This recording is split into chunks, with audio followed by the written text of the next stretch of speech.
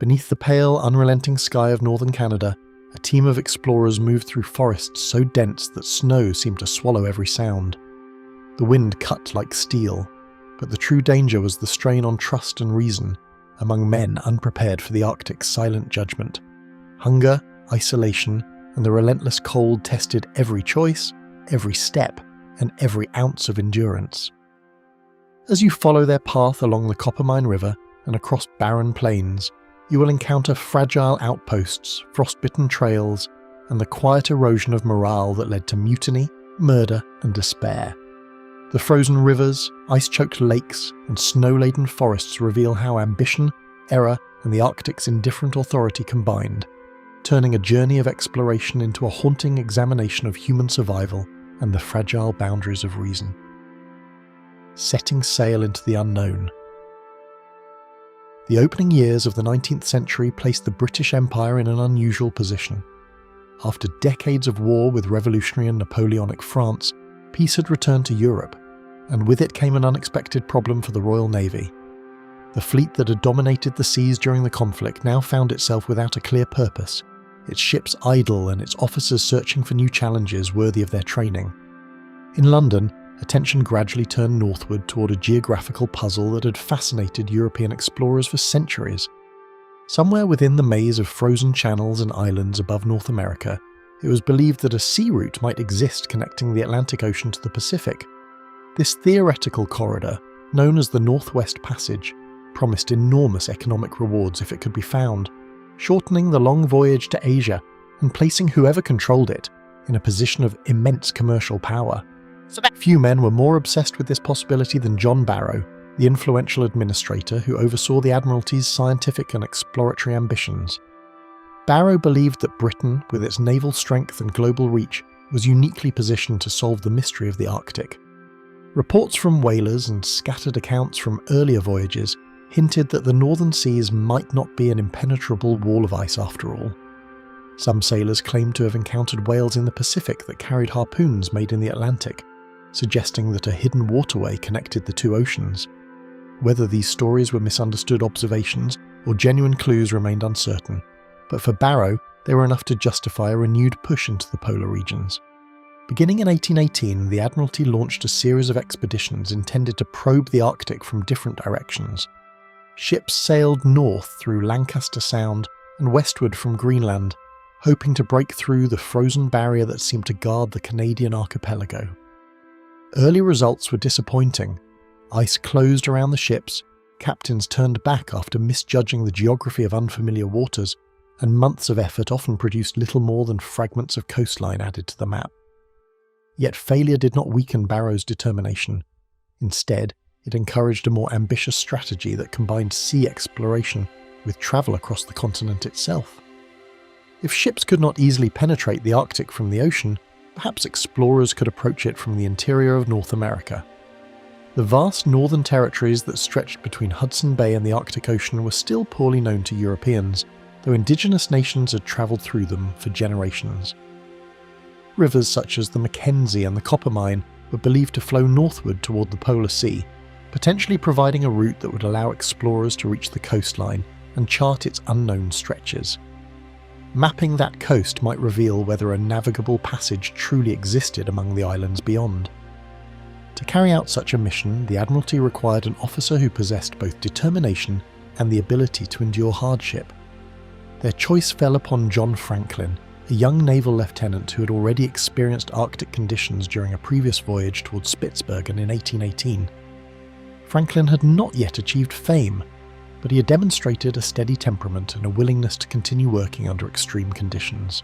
Those who served with him described a man who rarely allowed fear or fatigue to interfere with duty, qualities that seemed essential for an expedition expected to cross some of the most unforgiving terrain on the continent. The plan that emerged in 1819 was bold in its simplicity and daunting in its scale. Franklin would travel to the northern shores of Hudson Bay and then journey inland through the network of rivers, lakes, and trading posts established by the fur trade. From there, he would continue northward until reaching the mouth of the Coppermine River, a remote waterway that emptied into the Arctic Ocean. Once on the coast, Franklin and his men were to map the shoreline, gather scientific observations, and determine whether any navigable channels connected the Arctic waters to the Pacific. The instructions were flexible in their details, but ambitious in their intent, reflecting the Admiralty's belief that discovery favoured those willing to push farther than anyone before them. Scientific curiosity played a role as well. The expedition would collect information about the Arctic climate, the behaviour of the aurora borealis, the region's plants and animals, and the geography of lands that remained blank on European maps. Observations of magnetism and weather were particularly valuable to naval researchers who were trying to understand how the Earth's magnetic field behaved at high latitudes. Every measurement taken by Franklin's party could potentially contribute to a growing body of knowledge about one of the least understood environments on the planet. Yet the expedition also faced a more practical challenge from the very beginning. Unlike large naval voyages supplied directly from Britain, Franklin's mission would rely heavily on the fur trade infrastructure that already existed across northern Canada. The Hudson's Bay Company and its rival, the Northwest Company, controlled the trading posts, transport routes and labour required to move through the wilderness. Canoes, guides, interpreters and provisions would all need to come from these companies, whose priorities did not always align with those of the Admiralty. The uneasy cooperation between these competing organisations introduced uncertainty into the expedition before it had even begun. Franklin himself understood that success would depend not only on determination, but on careful planning and cooperation with those who knew the land best. The northern interior of the continent was not empty wilderness, but a network of travel routes maintained by indigenous communities and fur traders who had learned how to survive within it. Without their knowledge, a party of European officers would have little chance of navigating the immense distances between settlements, let alone reaching the Arctic coast. By the spring of 1819, preparations were complete. Equipment had been gathered, officers selected, and orders issued from the Admiralty in London. Franklin and his companions stood at the beginning of a journey that would carry them thousands of miles into the interior of North America, through forests, across frozen lakes, and into the desolate tundra that stretched toward the Arctic Ocean. The mission promised discovery and scientific achievement, but it also demanded endurance that few men truly understood before they faced it. And those men were only just beginning to assemble. Assembling the team.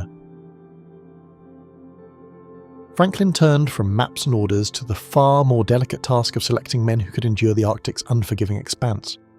The Admiralty had provided broad instructions, leaving the choice of personnel largely in his hands, yet the success of the coppermine expedition would hinge not on charts or compasses alone, but on the judgment and endurance of the men he brought with him.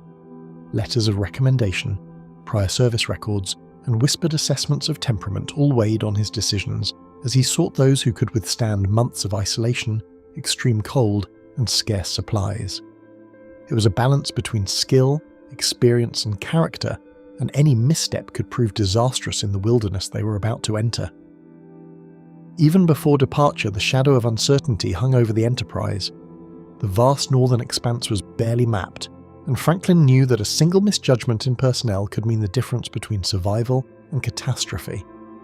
Dr. John Richardson, already respected for his work as a naturalist, brought with him meticulous observation skills and a quiet determination that suggested both intellect and resilience. He had accompanied Franklin on the failed 1818 voyage under David Buchan, and the memory of icy seas and unyielding terrain had tempered him for the challenges ahead. Richardson's role was more than scientific. His calm demeanour under pressure would prove essential when tension threatened to fracture the group. From his journals, it is clear that even small disagreements could spark anxiety among men unused to the isolation and danger of the far north. Beyond the expected duties of mapping flora and fauna, Richardson's understanding of medicines and first aid would become a lifeline when frostbite injury or illness inevitably struck in the weeks ahead. Robert Hood moved with a restless energy, sketchbook in hand, documenting the world even as the strain of preparation began to wear on his young frame. Hood's illustrations were intended not only for scientific record but for a visual map of the land itself, capturing glaciers, rivers and coastlines that few Europeans had ever seen. His observation skill was rivaled by his sensitivity to the moods of the party.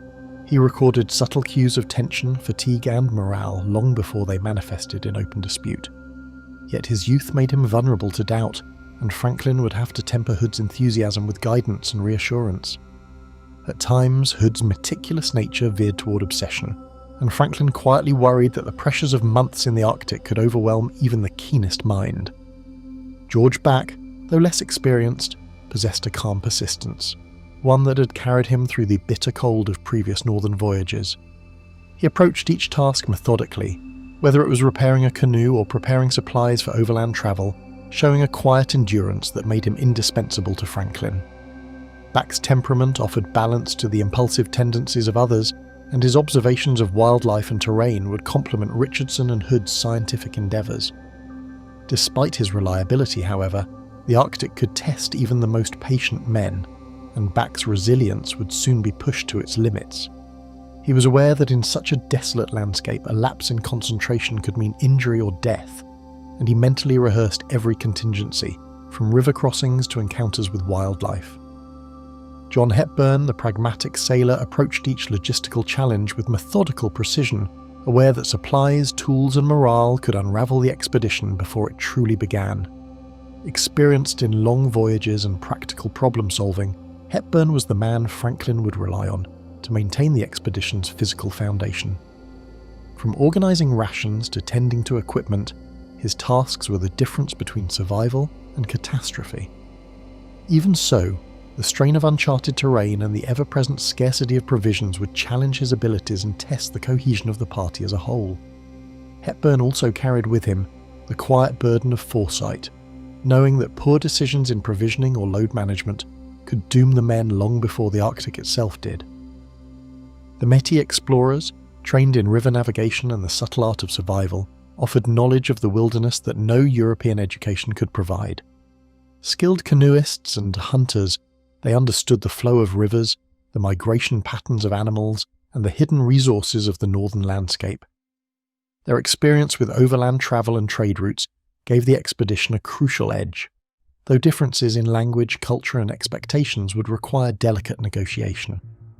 Franklin recognized that without their guidance, much of the terrain ahead would remain inaccessible, and yet he also knew that the men's loyalty could only be earned through respect and fair treatment. Their presence also carried an unspoken warning. The wilderness was a domain in which European confidence counted for little, and every decision would be judged against decades of local knowledge. The Yellowknife guides, led by the shrewd Akaicho, were measured in their expectations, sceptical of British ambitions, yet willing to lend their expertise for a price. Akaicho's leadership was rooted in knowledge of the land and the needs of his people, and he assessed the expedition with a pragmatism born of necessity. He demanded adequate supplies and assurances of repayment for the risks his men would face, making it clear that the British objective was secondary to their survival. Franklin, eager for their guidance, had little choice but to agree to these terms, understanding that any misstep in negotiation could leave the expedition vulnerable in the unforgiving north. Akaicho's quiet scrutiny often left Franklin uneasy, a reminder that trust in the Arctic would always be fragile and earned through action rather than promise. As these disparate men came together, whispers of tension threaded through the camp, small disagreements foreshadowing the trials of trust, endurance and authority that lay ahead. Differences in experience, expectations and cultural perspective created subtle friction, while the anticipation of months of isolation and hardship magnified every concern. Franklin's leadership would be tested not just by ice and starvation, but by the human complexities of the teams he had assembled. Small arguments over provisions, direction or method hinted at the cracks that might one day widen under the Arctic's relentless pressure. Beneath the surface, the men each carried private apprehensions, fear of failure, fear of the cold, and a gnawing sense that the land ahead could swallow them whole without warning. With the officers chosen, the guides enlisted, and the fragile cohesion of the party established, Franklin now faced the first true test of leadership in a land that would show no mercy. Journey to the interior. The first light of dawn revealed the frozen banks of the river as Franklin's party loaded their canoes, every man aware that the long, uncertain journey inland was about to begin. The cold air bit at exposed skin, and the snow-crusted ground made even routine preparations arduous. Franklin moved among the men, inspecting equipment, checking provisions, and offering words of encouragement, though he knew that morale alone could not shield them from the unforgiving terrain. Every stroke of the paddle would carry them farther from the relative safety of trading posts and closer to a wilderness where a misstep could prove fatal. The river, winding and partially iced over, was both guide and obstacle, marking a path through the vast northern interior while refusing to yield its course easily. Swift currents and jagged rocks turned the once calm waters into a constant challenge, forcing men to portage supplies across slippery shores and to repair battered canoes with makeshift patches. Logs and canvas were lashed together, patched with tar and sinew, while the explorers took turns carrying provisions over frozen stretches and shallow rapids. Each portage demanded precision and strength, and every miscalculated step risked losing months of painstakingly gathered equipment. The Métis explorers moved with practiced ease, their knowledge of river patterns allowing them to navigate obstacles with remarkable efficiency, yet the European officers often struggled against the elements. Tension quietly crept into the party, magnified by the endless repetition of labour, the cold that seeped through gloves and boots, and the knowledge that failure at any moment could mean disaster. Blisters, frost-nipped fingers, and aching muscles reminded the men that endurance could falter as quickly as supplies, and whispered frustrations between guides and officers hinted at tensions just below the surface. Hood, despite his youth and artistic focus, showed signs of weariness that could not be disguised in sketches alone, while Richardson's steady hand and meticulous demeanour were increasingly tested by the strain of near-constant exertion. Even Franklin, known for his calm resolve, bore the invisible marks of the journey, the tension in his shoulders and the tightness around his eyes betraying the burden of responsibility. Night camps offered little comfort, tents shivering in the wind, fires barely sufficient to keep frost at bay, and the men slept in layers of wool, their dreams haunted by thoughts of failure or loss. Each trading post offered a reprieve, yet the limitations imposed by fur company rivalries and scarce provisions underscored how fragile the expedition's survival depended on external cooperation. At Cumberland House, the men were greeted with the cold practicality of those who had long learned to ration scarce resources, and Franklin discovered that promised supplies were often delayed or reduced.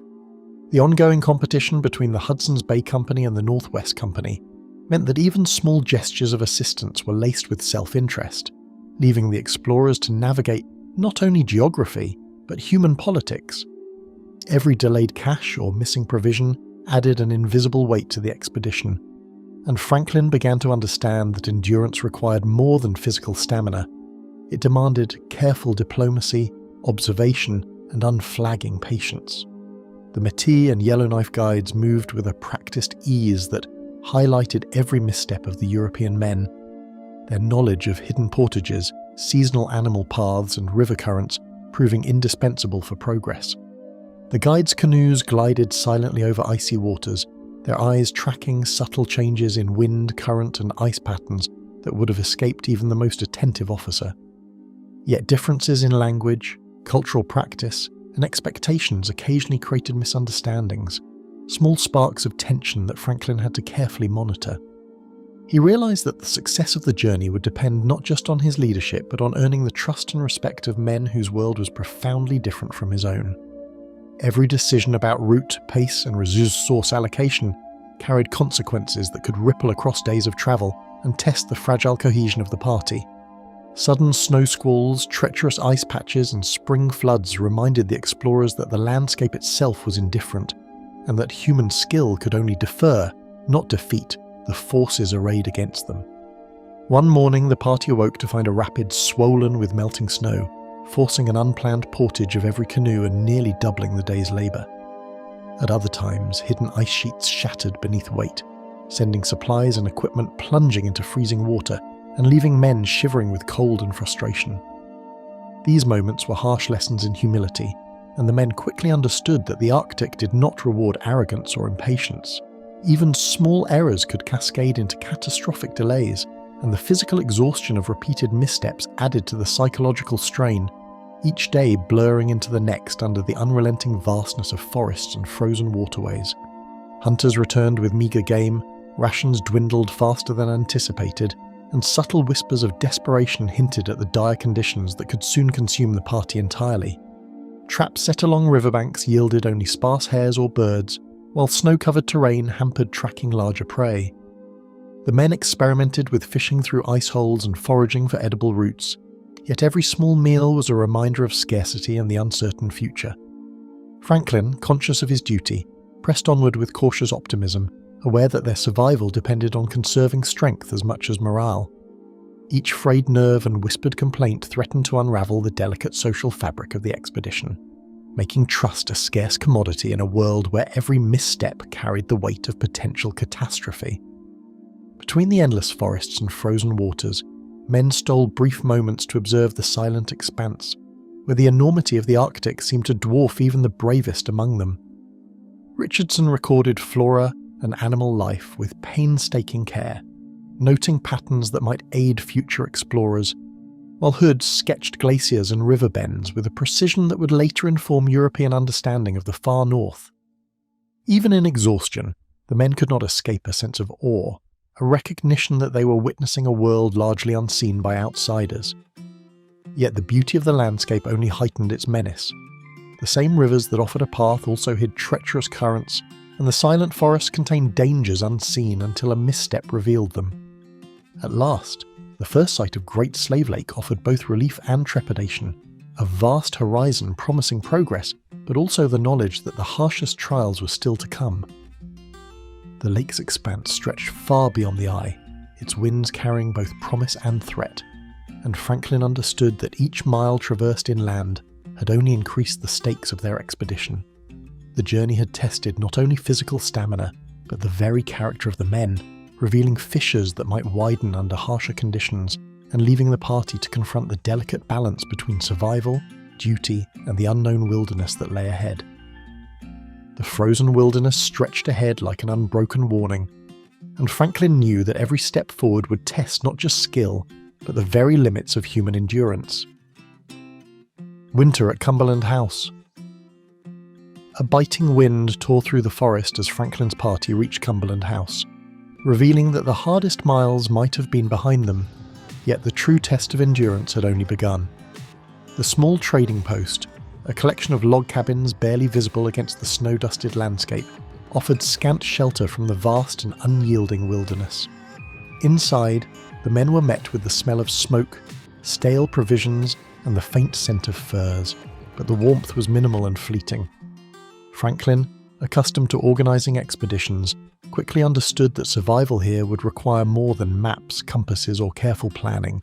It would demand the careful management of both physical and psychological resources, and the Arctic's first winter would be an unrelenting examiner.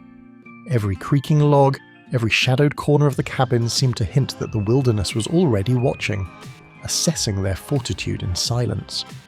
Snowdrifts rose higher than anticipated, blanketing the ground in blinding white, and the cold crept into every corner of the cabins, chilling men who had grown accustomed to travelling, but not to being trapped in stillness.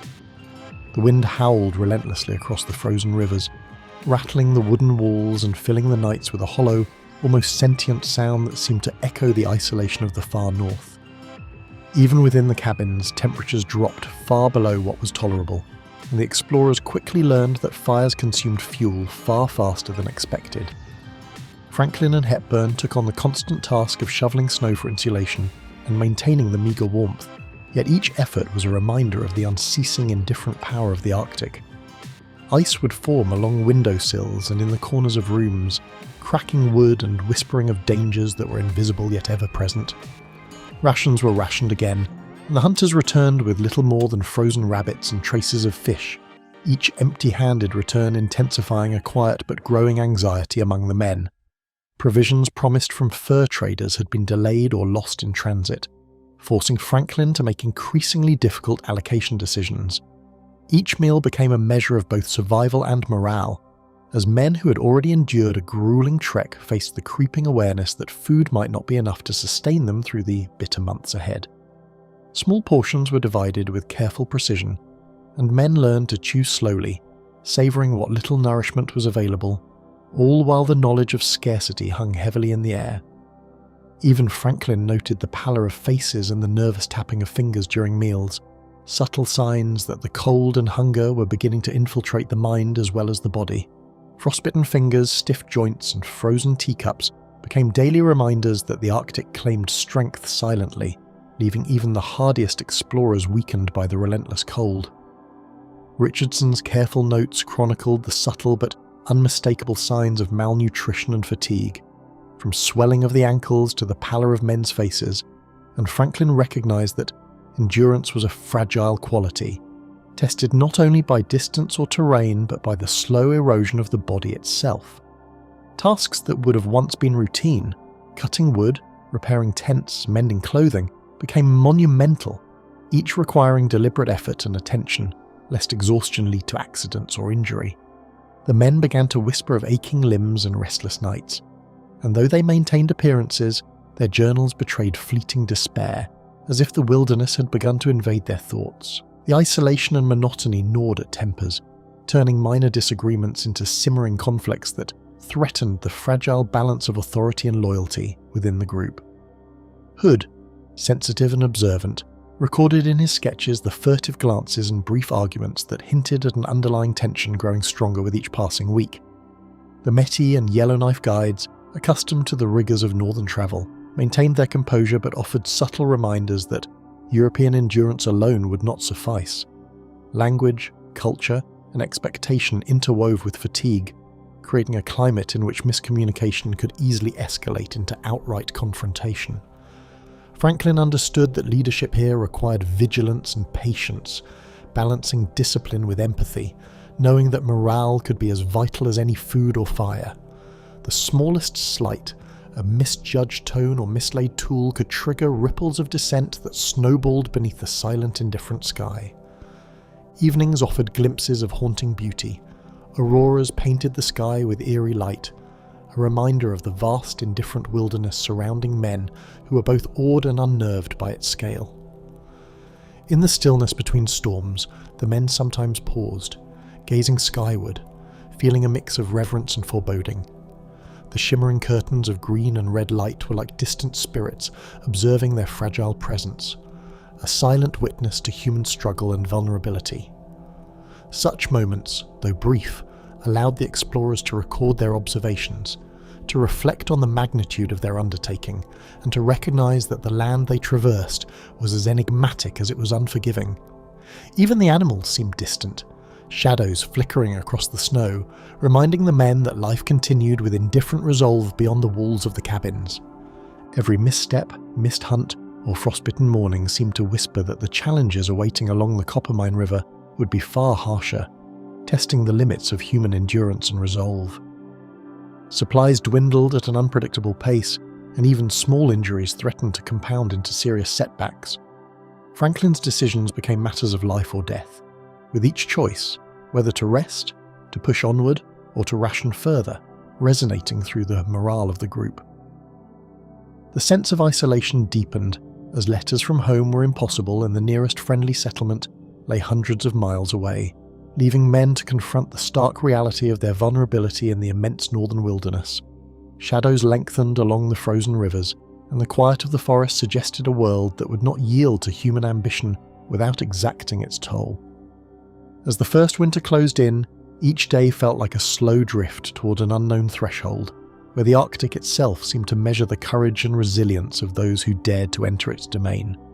Franklin and his men understood that the hours ahead would demand more than stamina. The wilderness had begun its silent examination, and there would be no mercy for the unprepared. The Arctic's silent judgment had begun, and it would spare no one who faltered beneath its icy gaze. The struggle for Fort Enterprise. Beneath the same unyielding sky, Franklin's party pressed onward toward the distant site promised by a kaicho, where Fort Enterprise would rise, or where their resolve might falter entirely. The frozen landscape stretched like an endless white canvas, offering neither guidance nor mercy, and each step forward was a measured confrontation with exhaustion and uncertainty. Even the strongest men felt the creeping weight of hunger and cold pressing against their bodies, as though the Arctic itself was testing their determination. The journey had been arduous, but the realization that survival depended upon both endurance and ingenuity now settled like a cold stone in every mind, sharpening the sense of isolation and the stakes of failure In the stillness between marches, the wind carried whispers across the ice, suggesting that unseen forces observed each faltering step with unyielding scrutiny. Snow-laden forests gave way to winding rivers, and the men discovered that each portage was a battle against both terrain and dwindling strength. Canoes were dragged over ice, poles and packs slipping in half-frozen mud, while the cold bit through mittens and layered clothing alike. Trees, tall and skeletal in winter's grasp, seemed to loom with a silent watchfulness, their long shadows crossing the snow as if marking the explorer's progress with a grave deliberation. Every effort to navigate these waterways required judgment tempered by fatigue, and even the simplest misstep threatened to undo hours of painstaking labour. Franklin, aware that one miscalculation could imperil the entire party, moved with cautious authority, weighing each decision as the Arctic pressed on around him. Hidden hazards, thin ice, sudden rapids, or frozen debris reminded the men that the landscape itself was a predator cloaked in white. Akaicho's assurances of provisions now echoed in the explorers' minds, a promise as fragile as the ice beneath their canoes. The Yellowknife leader had pledged food, guidance, and support, yet the harsh winter had made the timely fulfillment of these promises uncertain. Each day without resupply magnified the tension among men already wary of the Arctic's power, and whispers of anxiety circled in the camp as supplies were counted with increasing suspicion. Franklin knew that even trust, a necessity in such conditions, could become a liability if hope faltered and desperation grew. The men learned to ration both their provisions and their optimism, understanding that the wilderness would brook no indulgence in either. Shadows stretched long across snowbanks as night fell, hinting at the vast emptiness that separated them from any certainty of rescue. Timber for the fort was scarce, forcing Franklin and Hepburn to measure every log, every plank against the relentless march of time and the growing gnaw of hunger.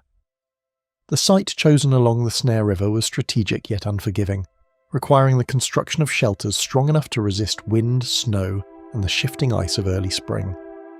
Men laboured tirelessly, axes ringing against frozen wood, shovels carving into packed snow, and yet each task seemed to demand more effort than the day before. Even small mistakes, a misaligned beam, a cracked plank, threatened to undo hours of painstaking work, and Franklin's mind weighed every choice as though the fort's very walls held the lives of the balance men. Each evening, the sound of ice breaking or distant river cracks reminded them that their refuge was temporary and fragile. Rations, already meagre at Cumberland House, began to dwindle at an alarming rate, and the first signs of desperation crept into the men's movements and whispers. Small quarrels erupted over the distribution of food, and the quiet counting of each piece of salted meat became a ritual of vigilance and anxiety. Franklin's officers worked to maintain calm, yet the strain of winter, isolation and uncertainty left no heart untouched. Men who had seemed steadfast in York Factory now showed signs of weariness that were difficult to hide, and the Arctic's indifference pressed upon them with every gust of wind and groan of ice. The faint hope that Fort Enterprise would provide a refuge began to blur as the reality set in that survival itself might be the only attainable goal. The men's eyes often lingered on the horizon, scanning for signs of wildlife or distant smoke, seeking reassurance from a land that offered none. Even seasoned hunters returned with uncertain spoils, their weary faces betraying the subtle erosion of hope and the weight of responsibility they carried for the group. The river and surrounding forests offered prey, yet the harsh winter limited both movement and abundance, forcing huntsmen to travel farther, endure colder nights, and face greater risk for each meagre reward. The game was not guaranteed, and each failure deepened the sense of vulnerability among men, for whom sustenance was no longer routine but a constant struggle. Observations recorded in Richardson's journals noted the slow but unmistakable decline in energy and morale, a reminder that even experience could not inoculate against the relentless challenges of the Arctic.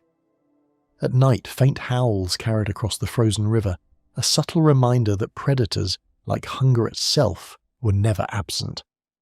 The isolation of the Snare River site heightened tensions as disagreements over construction priorities, food distribution, and navigation foreshadowed fractures that might later widen under Arctic pressures. Cultural differences between the European men and the Métis or Yellowknife guides surfaced in subtle ways, a misinterpreted gesture, a questioned decision, a moment of impatience. Fatigue amplified these small frictions, and Franklin's role as both mediator and authority became more critical with each passing day. Even men who had previously shown remarkable composure struggled to conceal their mounting anxiety, and the cold, unyielding environment seemed to reflect the unease, amplifying the stakes of each minor dispute. Each day the wind pressed against the unfinished walls, a reminder that the fort itself would demand more of them than mere skill or endurance. Every evening, the faint glow of distant auroras served as a reminder that the wilderness was both witness and judge, indifferent to ambition or planning. Men paused briefly to watch the shifting curtains of light, their awe tempered by the knowledge that the land would offer no reprieve from hunger, cold, or exhaustion.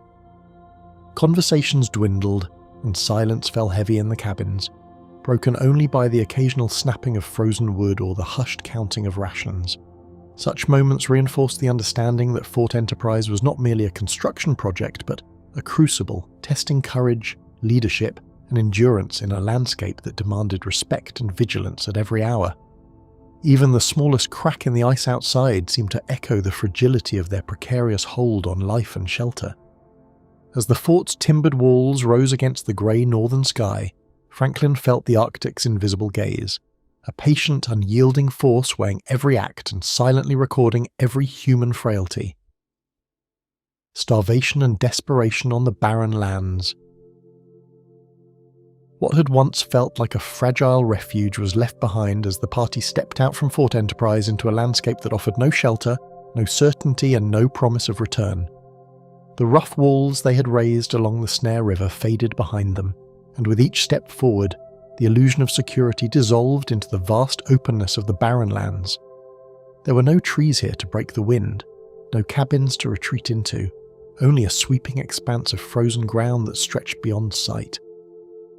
Franklin understood the necessity of the decision to move, yet the timing weighed heavily, as provisions had already begun to fail them, and the journey ahead demanded more than their weakened bodies could easily provide. Stretching in every direction, the barren lands appeared deceptively open, yet with each mile the ground revealed itself as uneven, treacherous, and quietly disorienting. The surface, hardened by frost, concealed pockets of soft earth and fractured ice, turning each step into an uncertain calculation. Streams that seemed solid gave way under weight, while ridges of stone cut through worn boots and slowed their progress to a crawl. Distance became difficult to judge, as the horizon offered no clear markers and the land seemed to repeat itself in endless variations of white and grey. Even the guides, experienced in northern travel, moved with increased caution, aware that this terrain offered little forgiveness for misjudgment. Hunger announced itself not as a crisis but as a slow, persistent absence, as rations dwindled to nothing, and each failed hunt carried heavier consequences than the last. The small stores that had once been carefully measured were now gone, leaving the men to depend almost entirely on what the land might yield.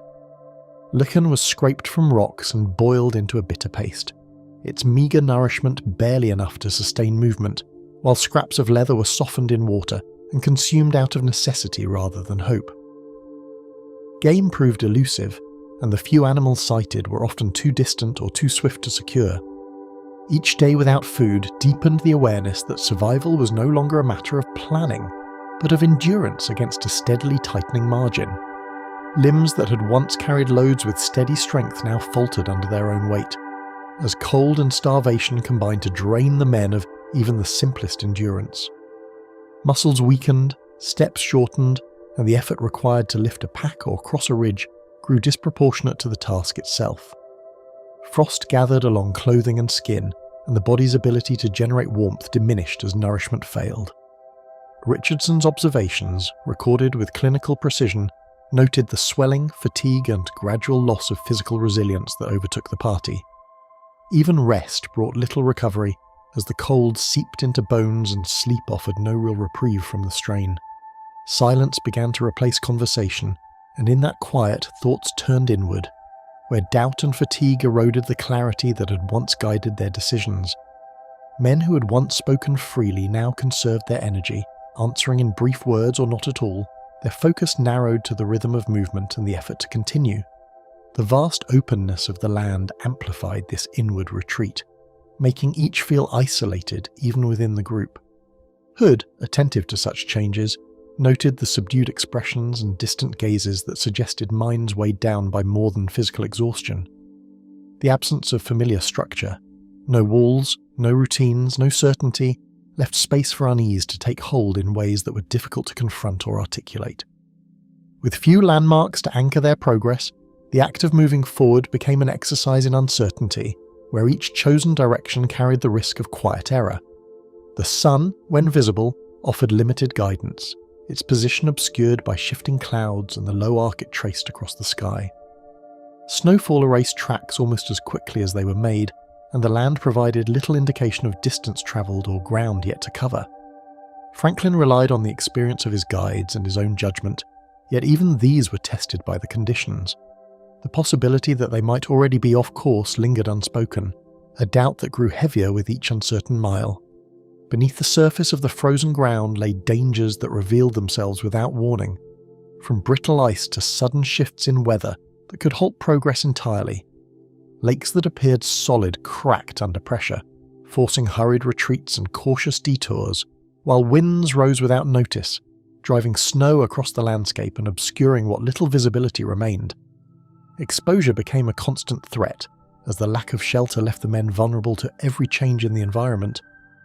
Even minor injuries, a twisted ankle, a numbed hand, carried serious consequences in conditions where recovery was uncertain, and delay could prove fatal. No single moment marked the change, yet the cohesion of the group began to loosen, as shared effort gave way to quiet endurance carried out side by side but no longer together. The demands of survival shifted focus inward, and cooperation, once essential, became more difficult to sustain under the strain of hunger and fatigue. Subtle divisions emerged, not through open conflict, but through hesitation, distance, and the gradual withdrawal of engagement. The Métis and indigenous guides, more accustomed to the rhythms of the land, maintained their discipline, though even they could not compensate entirely for the mounting difficulties faced by the party as a whole. Gradually, an unspoken understanding settled over the party that their situation had moved beyond hardship into something far more precarious and difficult to reverse.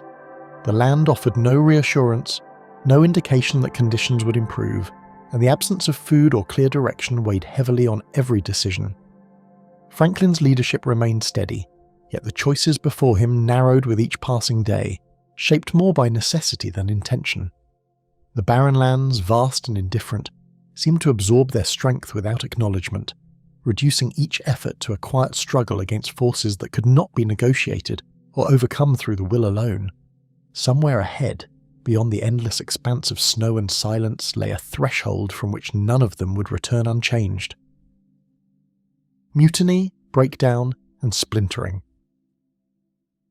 That unseen threshold, once distant and abstract, now revealed itself in the faltering rhythm of the men as they moved forward, without the certainty that had once bound them together.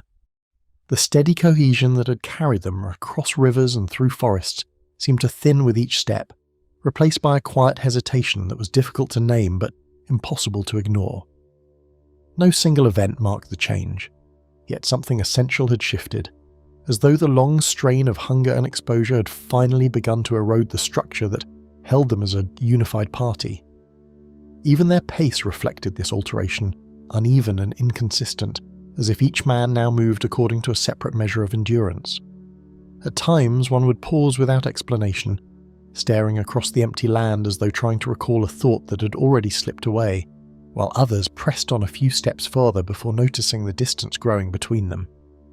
Small deviations began to surface in the routines that had once governed their survival, as tasks were delayed, instructions softened, and effort no longer carried the same shared urgency.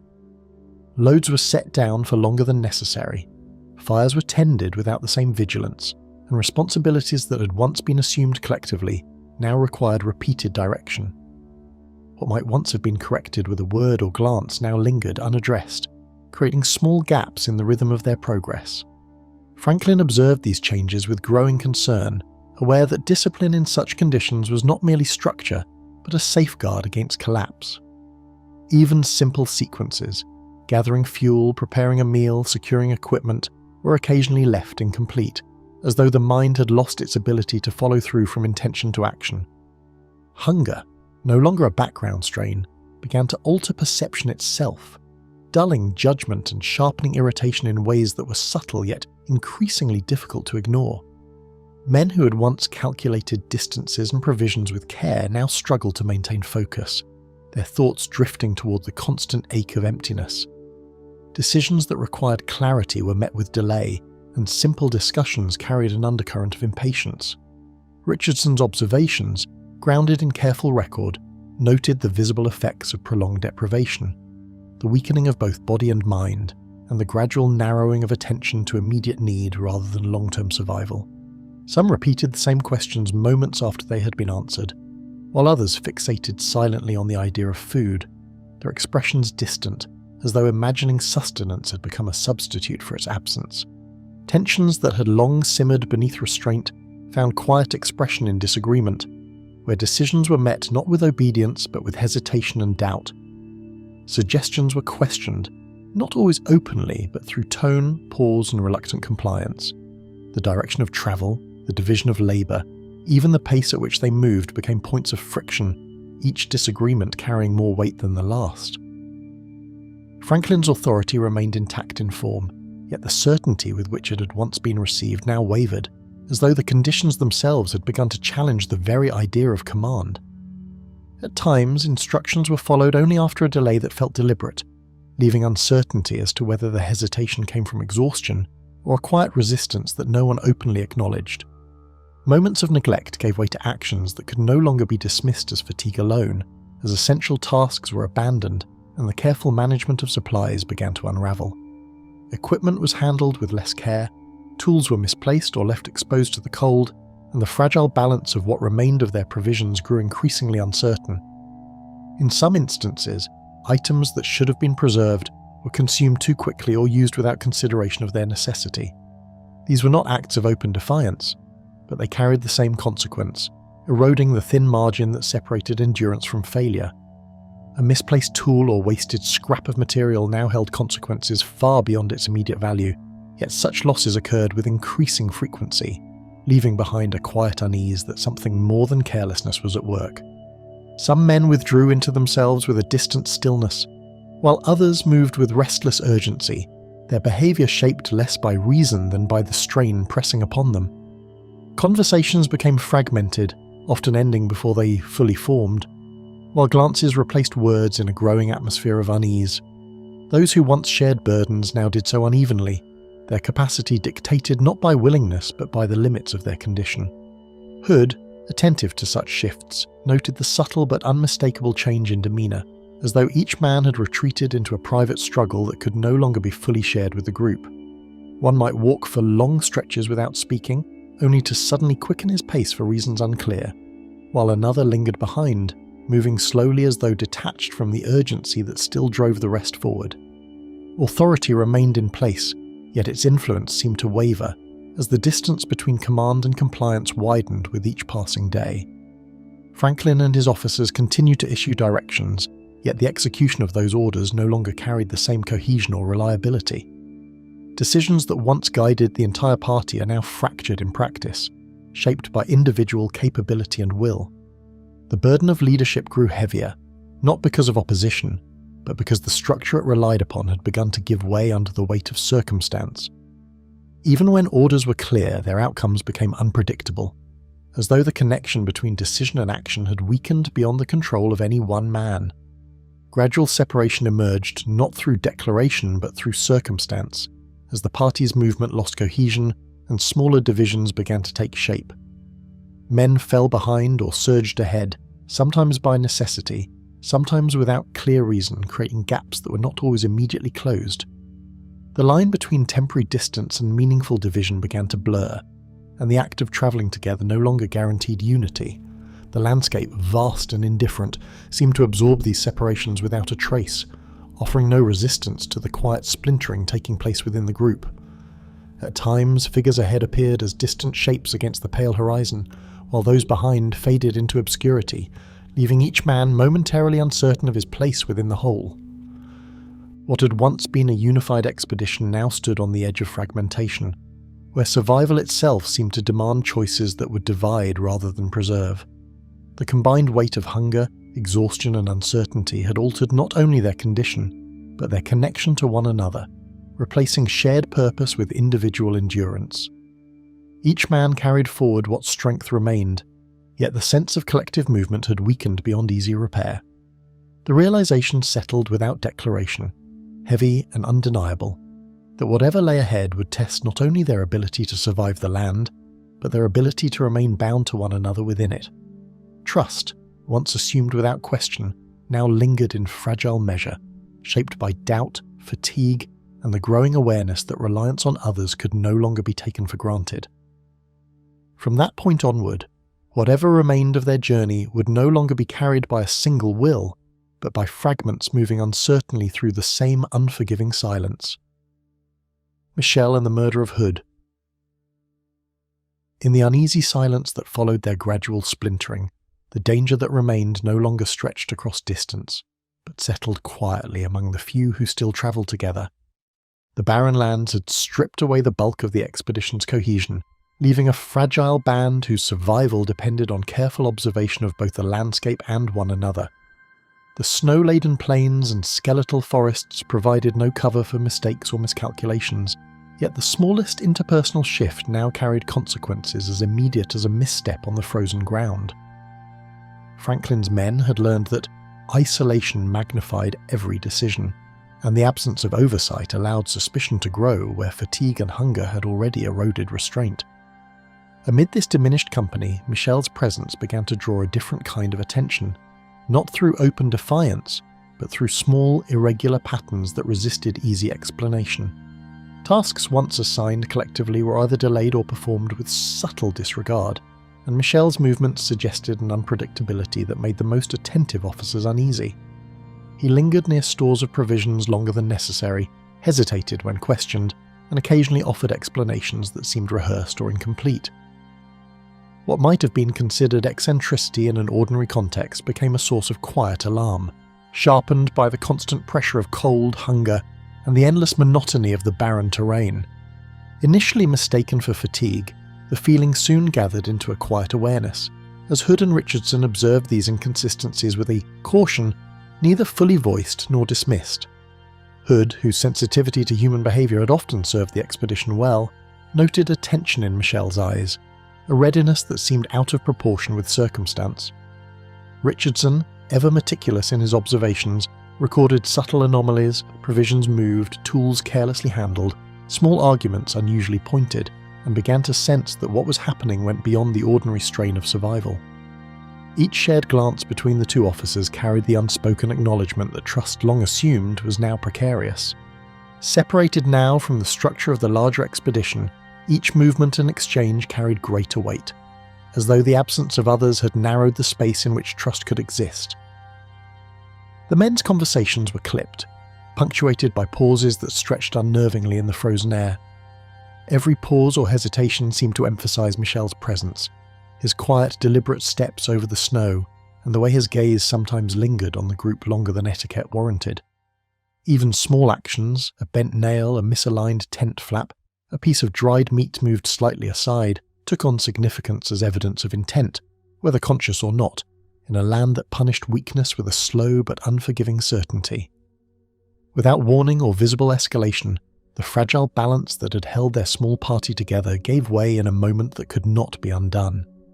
Hood, tasked with a critical observation of supplies, confronted Michel over a misappropriated portion, an incident small in appearance but monumental under the conditions of deprivation. Words were exchanged, then silence, and in that pause emotion occurred so sudden that it shocked all who witnessed it. Michel struck, and Hood fell, a figure of both authority and fragility suddenly overwhelmed. The wind carried no sound beyond the faint clatter of snow and the stunned breaths of those who remained, leaving only a single violent reality in its wake. In the stillness that followed, certainty proved difficult to grasp, as the account of what had occurred rested uneasily between explanation and suspicion. The men hovered near the fallen officer, shock etched on their frozen faces as the gravity of their vulnerability became undeniable. No immediate intervention could reverse what had been done, and the cold, barren environment seemed to press against them, indifferent to their horror. Every instinct for survival now mingled with the gnawing awareness that the danger among them was no longer abstract, but immediate, and the moral weight of action, both the taken and withheld, loomed as heavily as the snow-laden skies above. Faced with a threat that could no longer be set aside, Richardson found himself drawn into a decision where hesitation carried risks equal to action. To maintain the safety of the remaining men, to protect the fragile stores of provisions, and to prevent the unravelling of what little cohesion remained, he would have to confront Michel directly. The confrontation was calculated and deliberate, executed in a manner that sought both resolution and control, yet carried an undercurrent of inevitable finality. Every movement, every word weighed against the unforgiving judgment of the land and the uncertainty of human intention, until the moment itself crystallized into consequence. The events that followed unfolded with a grim clarity shaped more by necessity than choice, as the confrontation drove the underlying tension to its inevitable conclusion. Michel, isolated and confronted by Richardson's authority, revealed both the fragility and danger that had lain beneath his behaviour.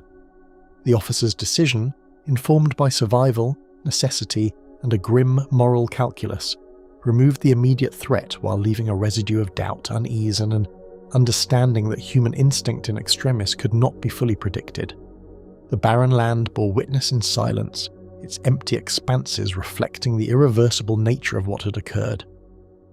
With the immediate danger removed, what remained was not relief, but a heavier burden, as the consequences of that moment settled into the minds of those who endured it. The small group pressed forward, yet every glance over the shoulder carried a reminder that human intention, shaped by hunger, isolation, and desperation, was as lethal a force as any storm or icy river. Richardson's meticulous records conveyed not only the act itself, but the growing realization that survival depended not only on provisions and fire, but on the careful management of fear, trust, and moral responsibility among men pushed to their limits. Beyond the confines of that encounter, the land remained unchanged, yet the path ahead now carried a weight that extended far beyond hunger or exhaustion. Each step into the wilderness was a negotiation with the memory of what had been done, and the unspoken understanding that choices made in the Arctic could neither be retracted nor ignored. The barren terrain, indifferent yet unrelenting, pressed upon them as both witness and judge, and the remaining men moved forward with the quiet knowledge that survival in this land demanded more than skill. It demanded a constant reckoning with the consequences of human action. From that moment forward, survival no longer depended solely on enduring the land, but on carrying the quiet knowledge of what had been done within it. Rescue, recovery, and retreat. The survivors emerged from the shadow of tragedy with limbs stiffened by frost and hearts heavy with disbelief. Each step forward measured against a landscape that seemed as merciless as it had been the day Hood fell. Every movement was laborious, weighted by both exhaustion and the memories of those who could not continue. The snow, once an expanse to traverse, now felt like an oppressor, marking each footfall with a reminder of scarcity and isolation. Franklin's eyes, though dimmed by fatigue, searched constantly for signs of shelter or life, knowing that the faintest glimpse of aid could determine whether the remaining men endured or succumbed to the cold. The wind, sharp and unrelenting, carried whispers of distant ice and the creak of frozen trees, as if the Arctic itself were marking their passage with silent scrutiny. A flicker of movement in the distance suggested that they were not entirely abandoned, and the familiar form of Akaicho's men appeared, offering guidance as well as a reminder of the delicate reliance upon those who knew the land. The Yellowknife leader's presence carried authority and pragmatism, and his men moved with a quiet efficiency that contrasted sharply with the hesitant steps of the Europeans. Provisions, previously promised and long delayed, were distributed with measured care, each portion more than nourishment. It was a lifeline, a fragile tether to the possibility of survival. Franklin, though relieved, remained watchful, aware that trust in these circumstances demanded both respect and caution. Subtle gestures, a glance, a nod, the placement of a bundle of supplies, spoke volumes in a way words could not, conveying both assurance and the careful boundaries of cooperation. By fires carefully rekindled and rations cautiously distributed, the party began the slow reclamation of both body and spirit. though each bite of food and each ounce of warmth felt painfully earned. Frostbitten hands gradually thawed by the glow of flame, and pale faces gained subtle colour as nourishment reached long-starved bodies. Conversations, once fragmented and tense, tentatively resumed, carrying with them both shared memory and the lingering weight of grief. Richardson recorded observations with meticulous care, noting not only the physical recovery, but the fragile signs of returning morale, each small improvement a victory against the relentless cold and the heavy shadow of prior horrors. Men began to move with a faintly lighter step, though eyes still lingered on the horizon, as if expecting the land to shift against them at any moment. Even under watchful guidance, rivers that had once seemed mere obstacles now concealed treacherous ice, and sudden storms swept through the tundra with a force that reminded the men that respite was temporary. Canoes threatened to split under pressure, while portages demanded the careful orchestration of weakened bodies and dwindling energy. The Arctic's impartiality was undeniable, its frozen expanses indifferent to suffering or intention, and each hazard tested not only physical resilience but the vigilance and coordination that had once bound the party together. Franklin moved deliberately, anticipating danger and guiding the men with the faint but steady authority that had endured even through catastrophe. The cracking of ice underfoot and the sharp rattle of falling snow became a constant soundtrack, a reminder that one misstep could undo the fragile recovery they had fought to achieve. In rare moments of calm, the silent expanse revealed glimpses of eerie beauty. Curtains of aurora stretched across the night sky, indifferent witnesses to the fragile lives below, inspiring awe that coexisted uneasily with lingering dread. The men paused, sometimes in silence, sometimes speaking in whispers, as the green and red light danced above icebound rivers. These fleeting displays served as both reprieve and reminder that the wilderness they traversed remained vast, enigmatic, and unconcerned with human endurance. For a brief moment, wonder tempered despair, though the cold soon returned to claim attention, pulling every thought back to immediate survival. The faint whisper of wind over the ice seemed almost like a voice, speaking of places beyond their sight where danger and desolation continued unchecked. The sight of the partially rebuilt cabins at Fort Enterprise brought a tremor of relief, though the survivors approached with caution, knowing that even shelter offered only partial protection from the Arctic's unyielding demands. Walls that had resisted wind and snow in prior months now stood as fragile monuments to both human effort and the relentlessness of the land. Inside, supplies left by Akaicho's men provided sustenance, but Franklin understood that recovery here was provisional. Even while bodies regained strength, the lingering psychological weight of loss, Hood, weakened comrades, and the grim reality of near starvation remained an invisible burden, testing patience and judgment in ways the cold could not. Every small task, stacking wood, patching tents, preparing a meal, became an act of reclamation, a tentative assertion of control in a land that had claimed so much already. As the party gathered their remaining provisions and prepared to depart for the path back to civilization, the quiet deliberation of each action belied the tension that still clung to bodies weakened by starvation and minds scarred by loss. Canoes were carefully checked, snowpack trails cautiously marked, and rations divided with painstaking attention. Franklin, ever vigilant, maintained both leadership and reassurance, guiding men whose endurance had been stretched to its limits.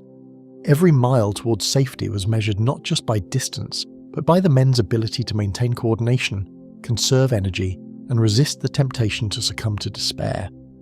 Even as they set off, the faint crunch of snow beneath boots and the occasional groan of ice-laden trees reminded them that the land, though momentarily yielding, remained unforgiving. With every step away from the fort, the men felt the weight of both survival and memory pressing upon them, an enduring testament to the Arctic's relentless power over human will. Shadows of past losses seemed to stretch alongside them, mingling with the long, silent stretches of tundra, yet the faint promise of rivers, forests, and human habitation ahead offered a fragile thread of hope. Each forward motion, each careful crossing was both a tribute to those who had fallen and a measured negotiation with a wilderness that demanded respect at every turn. Exhausted, troubled, and fearful of each white horizon, the survivors continued forward, carrying a delicate flame of life and hope through a land that regarded them with silent, in different eyes. Legacy and lessons of the copper mine expedition. More than relief marked the survivors' return. It also brought scrutiny, reflection, and a quiet reckoning with the Arctic's demands. Letters, journals, and official reports arrived in London and Ottawa, each word weighed with both triumph and tragedy. Franklin, once a figure defined by command and ambition, now became the subject of analysis not only for his skill but for the consequences borne by those who had followed him into the frozen north. The journey across rivers, lakes, and barren lands had left indelible marks, and every account recalled both the awe-inspiring landscapes they had traversed and the immense human cost exacted by the environment's uncompromising severity. Observers noted that while maps had been drawn and discoveries catalogued, the true narrative of endurance lay hidden between the lines, in the silent details of frostbitten hands and nights spent listening to the wind batter fragile shelters. Rivers once hidden beneath ice and snow now bore names and courses on the maps of Europe, tangible proof of the expedition's painstaking discoveries. Franklin's team documented every landmark with careful precision, recording lakes, tributaries, and the breadth of northern plains with a clarity previously unknown to explorers in that region. Richardson's meticulous notes on wildlife, geology, and natural phenomena provided scientific insights that extended far beyond the immediate mission. Even Hood's illustrations, completed in the months before his untimely death, offered a visual record of glaciers, tundra, and forest that would inform future expeditions and cement the expedition's contribution to the understanding of Arctic geography. Yet each line traced and each observation recorded seemed haunted by the absence of those who had fallen, their sacrifices etched invisibly into the very landscapes they charted. Yet behind every line on the chart lay the invisible toll: frostbitten limbs, shattered bodies, and minds haunted by the deaths that had accompanied each mile.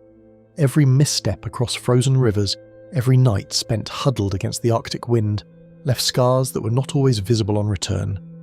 Survivors spoke in measured tones of the exhaustion, despair, and fear that had defined the journey over barren lands where provisions ran thin and hope was often fragile. Letters home described the emotional strain as much as the physical, portraying men who had witnessed the breakdown of companionship, the collapse of order, and the moments when the wilderness seemed almost to challenge the very notion of survival. Even the most detailed reports could not capture the silent weight of watching comrades vanish, or the quiet moments when the Arctic seemed to judge human perseverance with an indifferent, almost sentient scrutiny. Admirals, scientists, and the press questioned Franklin's judgment, debating whether his decisions had ventured into bold strategy or reckless endangerment. The construction of Fort Enterprise, the reliance on promises of supplies, and the challenges faced in traversing the barren lands became focal points for criticism. Some argued that Franklin had underestimated the psychological and physical resilience required, while others maintained that the Arctic itself was the true adversary, impartial and inexorable. Richardson's journals and correspondence became key evidence in these debates, showing that even under precise leadership, human limits were strained to breaking point. Beyond maps and measurements, the narrative carried moral ambiguity. When survival itself was uncertain, what decisions could truly be called right or wrong? Across London and the provinces, accounts of heroism and horror travelled together, leaving a complex impression that neither glorified nor condemned outright. Newspapers chronicled the survival of the remaining men, the courage displayed in the face of starvation, and the scientific knowledge returned, juxtaposed with grim details of deaths, mutiny, and the murder of Hood. Public imagination was captivated, yet uncomfortable with the full measure of the expedition's suffering. Franklin was simultaneously celebrated as a figure of steadfast resolve and scrutinized for the lives that had been lost under his command, a dual legacy of admiration and unease. The expedition's narrative, mediated through reports and illustrations, became a lens through which readers could glimpse both the Arctic's majesty and its uncompromising indifference to human endeavour. Future explorers absorbed both the triumphs and missteps, learning from supply failures, navigation choices, and the fragile dynamics of human endurance in extreme isolation. The copper mine expedition informed planning for northern ventures, emphasizing the necessity of careful rationing, cultural negotiation with indigenous guides, and recognition of the Arctic's psychological toll. Franklin himself would carry these lessons forward into subsequent missions, including his 1845 expedition, where preparation, provisions, and the weight of previous experience were tempered by the haunting memory of past hardships. Every map drawn, every journal recorded, and every cautionary note became part of a growing archive of Arctic knowledge, built from courage, error, and survival. Yet beneath these lessons lay the quiet reminder that knowledge came at a cost often unseen, and that the wilderness had judged them long before anyone else could. The Arctic, mapped yet inscrutable, had tested not only geography but the limits of ambition, leaving lessons that would resonate long after the last canoe had vanished from its icy horizon. Franklin's return, though physically triumphant, could not erase the shadows of loss and the questions posed by those who scrutinized every choice. The expedition endured as a testament to human resolve, the fragile interplay between leadership and obedience, and the quiet authority of a landscape that respected neither rank nor intent. Its stories lingered not only in print and memory, but in the minds of those who would venture north, forever aware of both the knowledge gained and the price paid. The faint echo of the Coppermine's rivers and tundra remained in the consciousness of future adventurers, whispering warnings that courage alone could never fully conquer the North. The Coppermine expedition endured in memory and record alike, a haunting testament to courage, misjudgment, and the silent, impartial authority of the northern wilderness, whose lessons would shadow explorers yet to come,